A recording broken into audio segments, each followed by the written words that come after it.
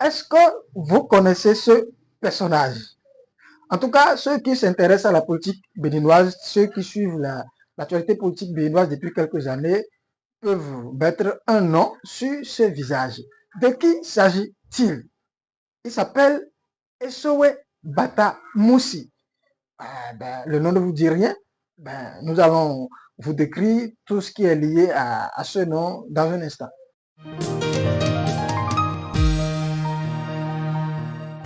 Bonjour chers amis, bienvenue sur votre chaîne Le Regard Politique, la chaîne qui vous fait des déballages, des dossiers sur la politique béninoise, la politique africaine et la géopolitique, c'est-à-dire la politique internationale. Aujourd'hui, nous allons nous intéresser à la politique béninoise et nous allons parler d'un personnage. Attention, on met tout au clair tout de suite, il ne s'agit pas d'une personnalité politique de premier plan. Ce n'est pas non plus un coursier ou un poltron dans une entreprise inconnue, sinon on n'en parlera pas. Il s'agit d'un personnage qui a fait l'écho au début de l'année 2021, notamment à la veille de l'élection présidentielle 2021. Essowe Bata Moussi, c'est un magistrat et ce qui nous intéresse aujourd'hui, c'est l'ancien juge de la CRIET.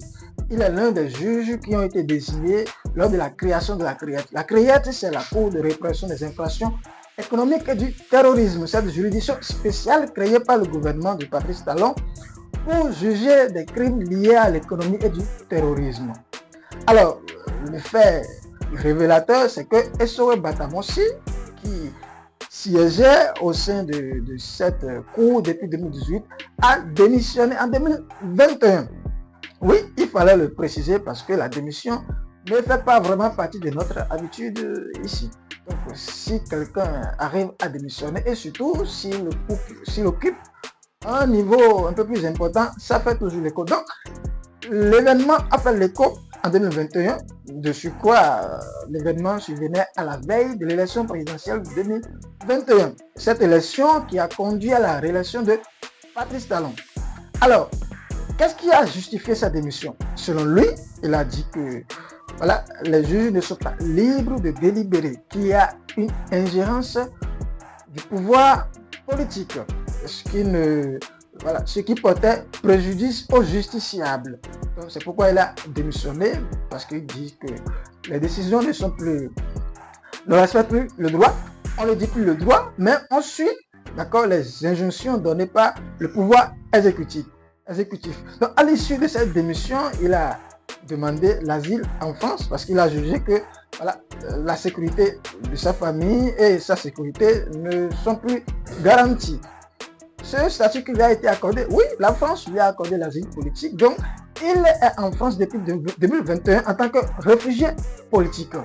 Bien évidemment, entre-temps, il ne s'intéresse plus à la politique, il n'intervient plus, mais tout récemment, il a décidé de sortir de son silence. Oui, il a donné une interview, il a accordé un entretien à un média en ligne de la place et, cher ami, la famille, il a fait des révélations. Oui, Essowe Bata Moussi a fait des déballages importants. Donc, c'est ce qui fait l'objet de cette vidéo, d'accord? Sans plus tarder, je vais vous inviter à suivre, ces révélations. Parce que ce qui nous intéresse, il est revenu. Il est revenu sur les coulisses de la condamnation du professeur Joël Aïvo et de Rekia Madougou. Vous savez que ce sont deux personnalités politiques qui sont condamnées à des peines de prison très lourdes. Et donc, la crédibilité du processus est remise en cause. Donc, il est revenu sur ce dossier et il a fait des révélations graves. Bon, je vais vous laisser suivre l'élément. L'élément est en audio, d'accord? Mais ce n'est pas le plus important, le format de l'élément n'est pas le plus important, c'est plutôt le contenu qui nous intéresse ici. Donc, je vais vous laisser suivre l'élément, buvez de l'eau, asseyez-vous tranquillement parce que vous allez écouter des choses qui sortent de l'entendement. Donc, on se rattrape après l'élément. Le dossier de Rekia Madougou et de Joël Aïvo sont des dossiers emblématiques.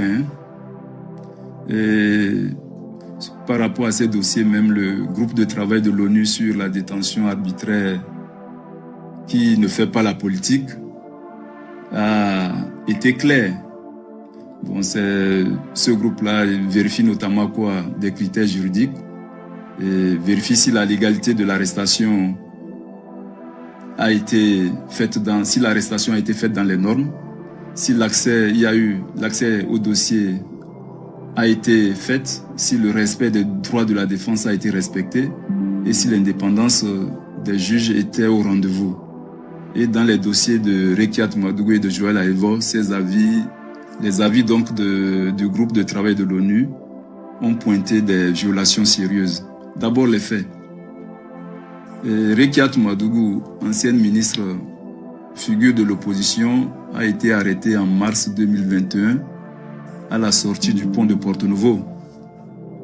Candidate à la présidentielle du 11 avril 2021, elle a été condamnée à 20 ans pour financement du terrorisme. Quant à Joël Aïvo, professeur de droit constitutionnel, il a été arrêté en avril 2021 et poursuivi pour blanchiment de capitaux et atteinte à la sûreté de l'État. Il a été condamné à 10 ans de prison. Et ces deux personnalités n'étaient pas de simples justiciables. Elles représentaient l'opposition face au pouvoir en place. Et leur arrestation ressemblait plus à un kidnapping qu'à une procédure judiciaire. Ce qui pose problème dans leur dossier, c'est quoi? Dans le dossier Madougou, j'ai été témoin direct de l'ingérence politique. À l'étape de la Chambre des libertés et de la détention où j'officiais, le garde des Sceaux a donné instruction qu'elle soit placée sous mandat de dépôt. C'était un appel téléphonique. Ce comportement n'est rien d'autre qu'une violation frontale du principe d'indépendance de la justice vis-à-vis de l'exécutif et du principe fondamental selon lequel la liberté est la règle et la détention l'exception. À la criette, je dirais que c'est l'inverse. La détention préventive est devenue la règle et quant à la liberté, elle est devenue l'exception. Voilà l'une des raisons même qui a motivé mon départ. Les critiques faites par rapport aux deux dossiers. Ce que j'ai vécu de l'intérieur a été confirmé de l'extérieur. En 2022, le groupe de travail de l'ONU a jugé la détention de Madougou arbitraire. En 2024, le même groupe de travail de l'ONU a fait la même chose pour Aïvo, en jugeant que sa détention également était arbitraire. Les deux avis ont dénoncé des violations graves du procès équitable et demandé leur libération immédiate. Des ONG comme Amnesty International, Reporters sans frontières, la FIDH ont appuyé ces constats et sur le fond, les dossiers étaient en réalité vides. Madougou a été accusé de financement du terrorisme et ces accusations étaient fondées sur des témoignages contradictoires, sans preuve véritable. Donc il n'y avait aucune preuve matérielle dans le dossier. Et elle n'a pas reconnu les faits et les deux autres co-inculpés ont dit ne s'accordaient pas sur les points sur le sujet. Et puis bon, normalement on aurait dû écouter sa version des faits et essayer de les confronter, mais ce qui n'a pas été fait. Donc le dossier a été donc tout simplement pris à la hâte et donc s'en est suivi donc la condamnation. Et bref, il s'agit pour Aïvo d'accusations rocambolesques montées de toutes pièces qui relevaient plus de l'élimination politique que de la vérité judiciaire. Ce qui aurait dû être fait logiquement dans cette procédure-là, dans ces deux procédures, c'est que le juge devrait statuer librement. La détention préventive ne doit jamais être une arme politique. Elle n'est légitime que s'il y a un risque concret de fuite, s'il y a un risque de récidive ou de pression sur les témoins. Or, par rapport à Rekiat et puis par rapport à Joël, on ne peut quand même pas dire que ces deux personnalités-là allaient fuir du territoire ou bien qu'elles n'étaient pas représentatives. Donc, il n'y avait pas raison à les placer en détention provisoire. Et on aurait pu tout simplement les convoquer régulièrement, et respecter donc la présomption d'innocence, ce qui n'a pas été le cas, et appliquer le principe de liberté et organiser un procès indépendant, contradictoire et équitable, ce qui n'a du tout pas été respecté. Au lieu de cela, on les cueille à la sortie des ponts comme de vulgaires personnes, on monte un simulacre de procès et on les condamne à de lourdes peines, sans preuve tangible. Et je voudrais donc dire que dans tous ces deux dossiers-là, il faut tout simplement constater que les dossiers étaient vides et que c'est des dossiers montés de toutes pièces. Et puis bon, moi j'ai eu à le dire par rapport à Rekiat Madougou. Et si ça s'était limité à moi, on dirait que bon, que c'est une seule personne qui l'a dit. Mais comme j'ai eu à le dire, le groupe de travail de l'ONU a bien feuilleté le travail, le dossier, et a déclaré également, et arrivé également à la même conclusion qu'il s'agit là de dossiers politiques, de poursuites politiques. Les conséquences, je voudrais donc parler des conséquences par rapport au comportement de la CRIET par rapport à ces deux dossiers. Donc les conséquences juridiques qui s'en sont découlées, c'est quoi? C'est que ces condamnations par rapport à Joël Aïvo et Rekiat Madougou sont fragiles, elles sont contestables et elles sont annulables demain. Donc à n'importe quel moment, et ces condamnations-là pourront être annulées. Et tout comme la décision qu'on a vue avec Sébastien Adjabon. Et au plan diplomatique, c'est que le Bénin est épinglé désormais par l'ONU et la Cour africaine. Sa crédibilité s'effondre. Sur le plan politique, c'est que l'image d'une justice utilisée pour neutraliser au lieu d'arbitrer est mise en exergue. Et au plan financier, c'est que, comme dans l'affaire Adjabon, il y a un risque de réparation colossale. Au plan sécuritaire, notre justice est désormais perçue comme injuste. Elle alimente des frustrations et des ressentiments. Quand les citoyens n'ont plus confiance, certains se tournent vers la rue, voire vers la violence. Au plan social, c'est que la destruction du lien de confiance, on constate une destruction du lien de confiance. Les gens se disent à quoi bon aller en justice si le verdict est déjà écrit.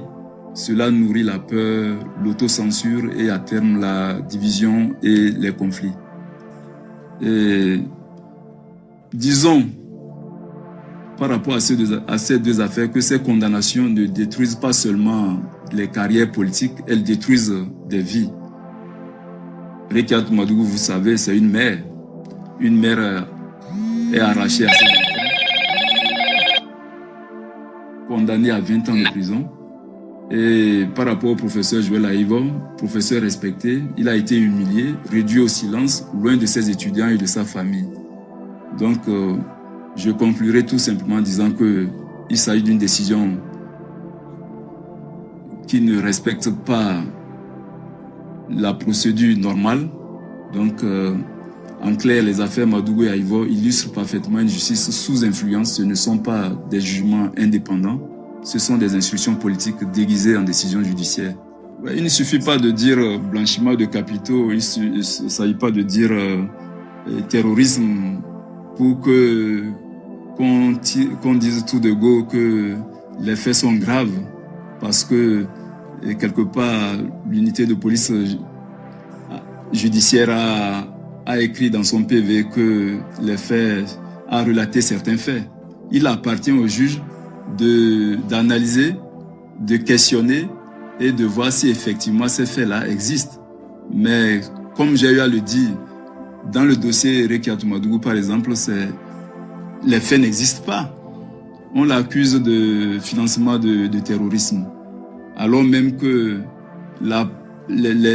ces co-accusés qui devraient peut-être étayer, argumenter, appuyer la poursuite, ont déclaré, notamment Saka Georges, si je me souviens de son nom, a dit que Rekiatou Madougou lui a confié de l'argent pour redynamiser les cellules de base de Parakou dans le cadre des élections à venir.